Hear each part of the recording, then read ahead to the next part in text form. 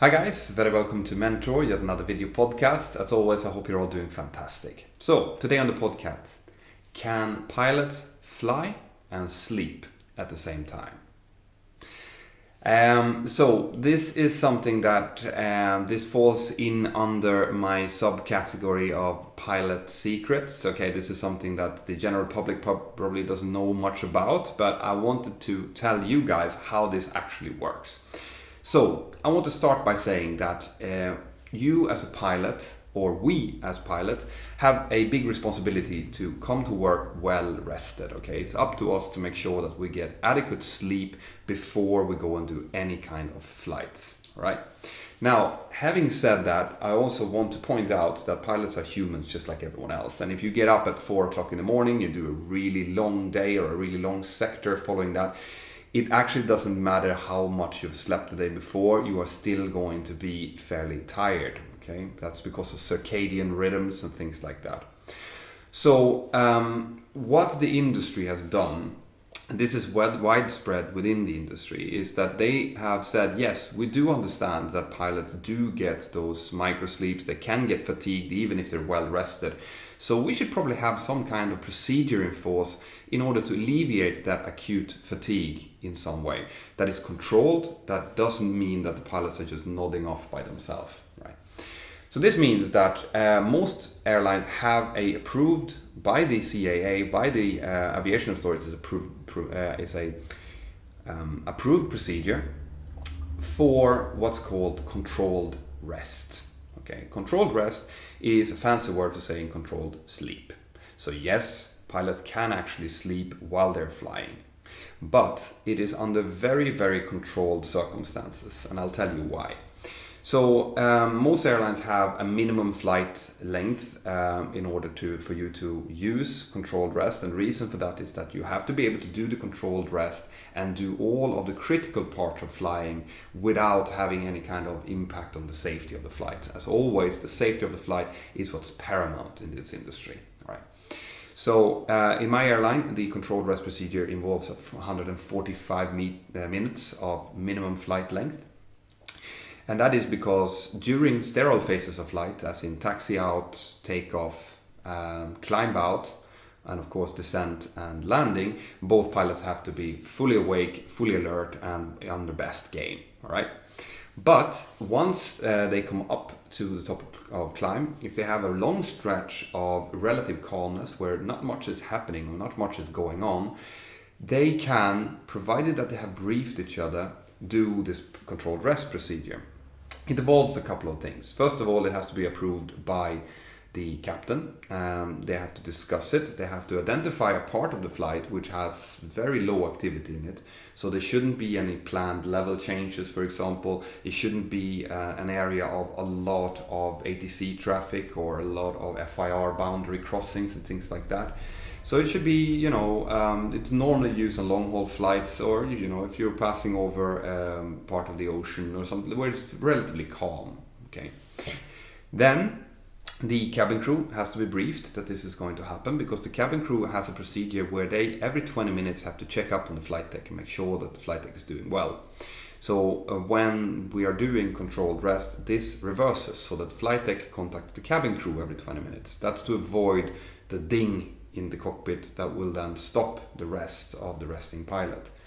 So if the cabin crew knows that this is going on, they will also check every 20 minutes, and if the cockpit has not contacted them, they will contact the cockpit to make sure everything is okay.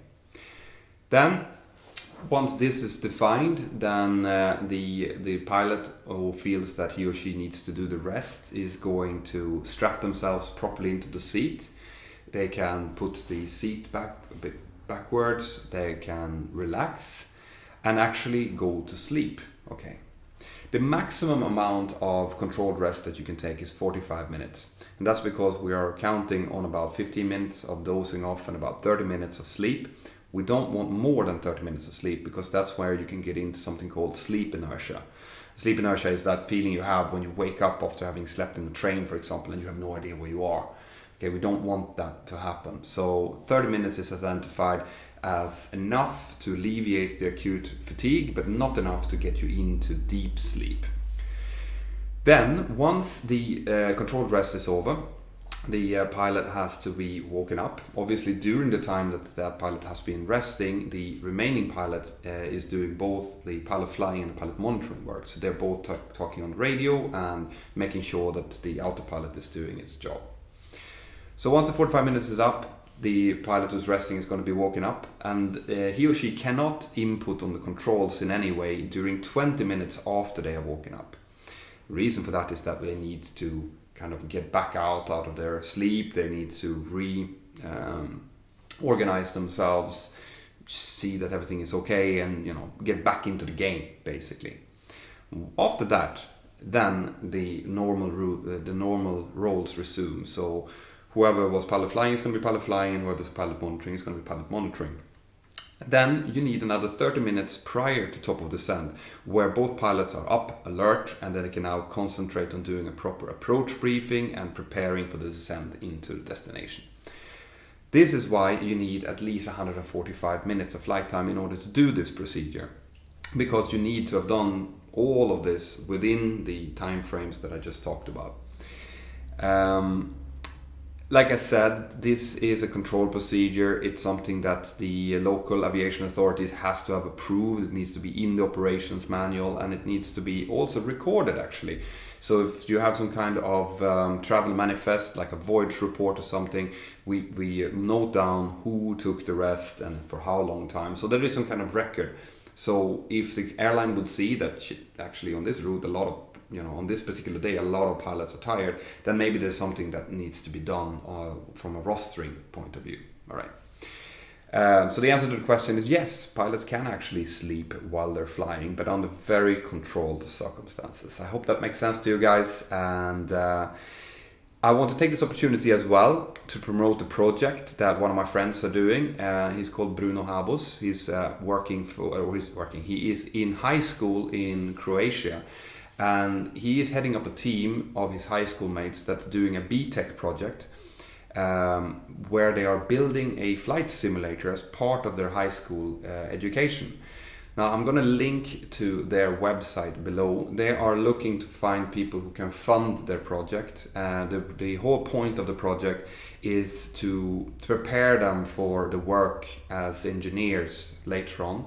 So they want to build something from scratch and see how that actually works. They have to handle the project, they have to finance the project, they have to make the project work.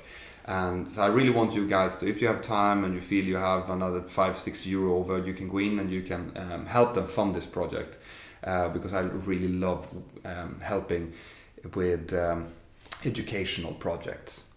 That's one thing. Another thing that I want to take the time to tell you guys, I want to thank all of you guys who are patrons out there, who are in I'm going to link to my Patreon page.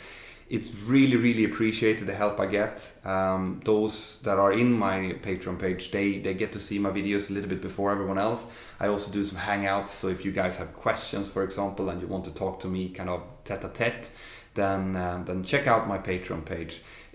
They help me to provide material for the channel, to fund me going away to talk to people, to interview people, things like that. It's really, really appreciated. So guys, that's it for today. I hope that you're all having a fantastic day. I hope that you've had a chance to download my virtual reality application. If you haven't, go into my webpage, www.mentor360.com. And I can tell you right now that there are some really exciting stuff coming up. I cannot tell you what it is yet, but in about 2 months I'll have some news for you. And I think that you guys are really going to like it. So for now, I hope that you guys are having a fantastic day. I hope you're taking care of yourself, you're taking care of the friends around you. Make sure that you tell your friends that you really appreciate them, and because it's more important than you think it is. I'm going to do the same. I'm going to take care of my family. For now, have an absolutely great day, and I'll see you next time.